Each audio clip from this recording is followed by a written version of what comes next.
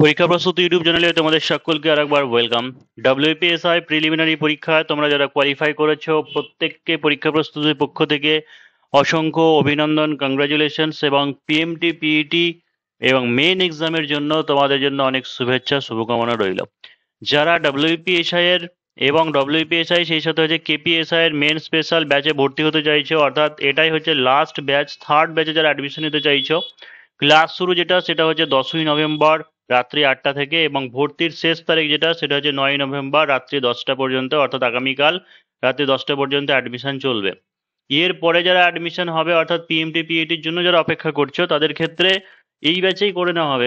এর পরে আর কোনো ব্যাচ কিন্তু স্টার্ট হবে না। তাই যারা কনফার্ম আছে পিএমটি পিইটির ক্ষেত্রে, তোমরা অবশ্যই এই ব্যাচে লাস্ট ব্যাচে অ্যাডমিশন নিয়ে নিতে পারো। হোয়াটসঅ্যাপ নাম্বার যেটা দেখো যে 7797427474, এই নাম্বারে হোয়াটসঅ্যাপে তোমরা কন্ট্যাক্ট করে নিতে পারো।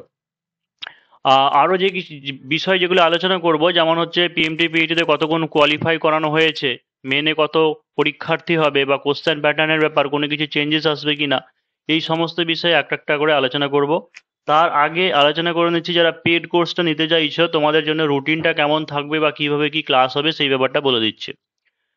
এখানে যে রুটিন, যেটা সোমবারের দিন 6 দিন ক্লাস থাকবে। সোমবারের দিনকে হচ্ছে জিকে, মঙ্গলবার হচ্ছে রিজনিং, বুধবার হচ্ছে ইংলিশ, বৃহস্পতিবার হচ্ছে বাংলা, শুক্রবার হচ্ছে ইংলিশ ট্রান্সলেশন, গ্রামার, শনিবার হচ্ছে ম্যাথ।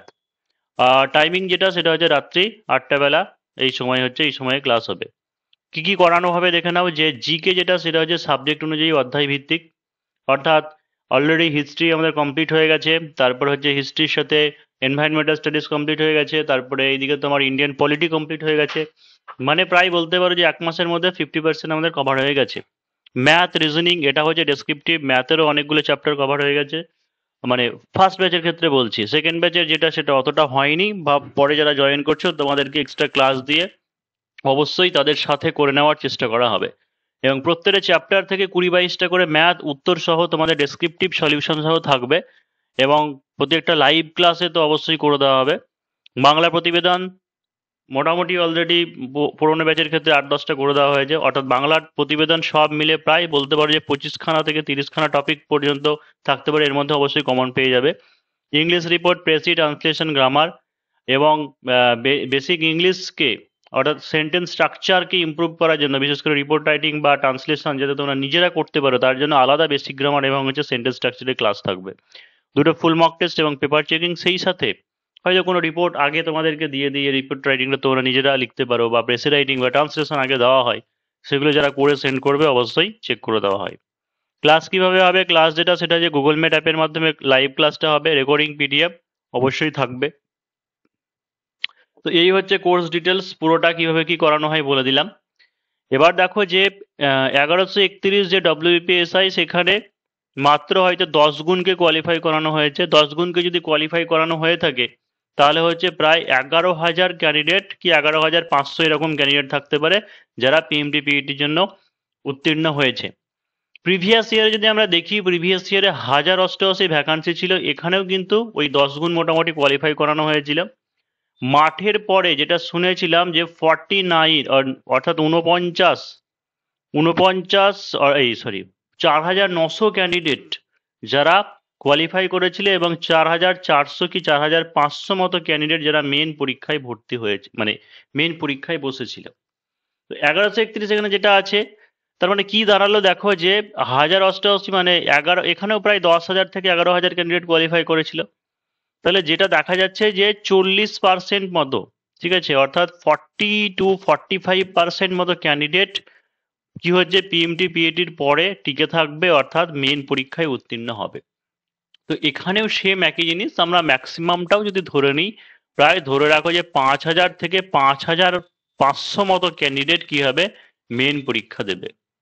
এবার নর্মালি কি হয়, যত ভ্যাকান্সি থাকে তার দ্বিগুণকে পার্সোনালিটি টেস্টের ক্ষেত্রে ডাকা হয়।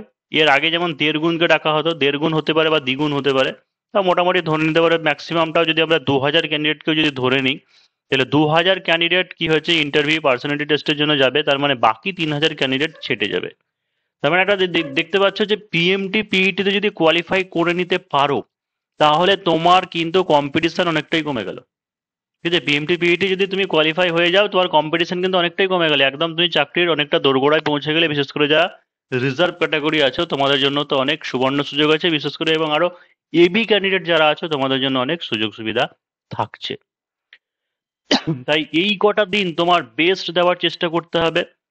আর একটা জিনিস এইটুকু তো কনফার্ম বুঝে গেলে যে এত তড়িঘড়ি 25-26 দিনের মাথায় যখন রেজাল্ট পাবলিশ করা হলো, তার মানে সরকারের সদিচ্ছা আছে, সরকারের ইচ্ছে আছে এই ভোটের আগে পুরো রিক্রুটমেন্টটা কমপ্লিট করার, এবং সেটা যদি করতে হয় তাহলে ডিসেম্বরের লাস্টেই তোমাকে মেন পরীক্ষা নিয়ে নিতে হবে এবং 1.5 মাসের মাথায় রেজাল্ট পাবলিশ করতে হবে, আর হচ্ছে মার্চের মধ্যে জয়েনিং করাতে হবে। এইটুকু তো ক্যালকুলেশন, সহজ হিসাব নিশ্চয়ই বুঝে গেছো। তো এই যারা ভাবছো তোমরা 7797427474 পরীক্ষা প্রস্তুতিতে পেড কোর্স নেওয়ার, এই নাম্বারে হোয়াটসঅ্যাপে কমপ্লিট মানে কন্ট্যাক্ট করে নিতে পারো। ডিটেলস বা বলেও দিলাম, বা ইন্ডিভিজুয়ালি সবাই ফোন করলে সবাইকে বলতেও পারবো না। এবং এটাকে স্ট্রিক্টলি ফলো করতে হবে যে আগামীকাল লাস্ট ডেট। হ্যাঁ, এরপরে পিএমটি পিইটি হয়ে যাওয়ার পরে নেব, কিন্তু মনে রাখতে হবে এই ব্যাচেই কিন্তু অ্যাডমিশনটা নিতে হবে। হ্যাঁ, এবার যেটা আসি সেটা হচ্ছে এক্সাম প্যাটার্নের ব্যাপার। তো দেখো যে জিকে, রিজনিং আর হচ্ছে ম্যাথ, ঠিক আছে, জিকে, রিজনিং এবং হচ্ছে ম্যাথ, এখানে যে জিকে তোমার 50 নম্বর থাকবে এবং ম্যাথ যে 25 নম্বর থাকবে, রিজনিং যে 25 নম্বর থাকবে, এটা হচ্ছে পেপার ওয়ান, 2 ঘন্টার সময় থাকবে। এটা আগে কি হতো, জিকেটা তোমার 2019 সাল পর্যন্ত ডেসক্রিপটিভ প্যাটার্ন হতো। ডেসক্রিপটিভ প্যাটার্নে যেখানে 5+5 হতে পারে, বা হচ্ছে 2.5 x 4 মানে 4টে টিকা আকারে 2.5 নম্বর করে পয়েন্ট হতে পারে, বা এমনকি একটা একটা করে পয়েন্ট 10 নম্বরে 10টাও থাকতে পারে, বা 2+4+4 এরকম থাকতে পারে।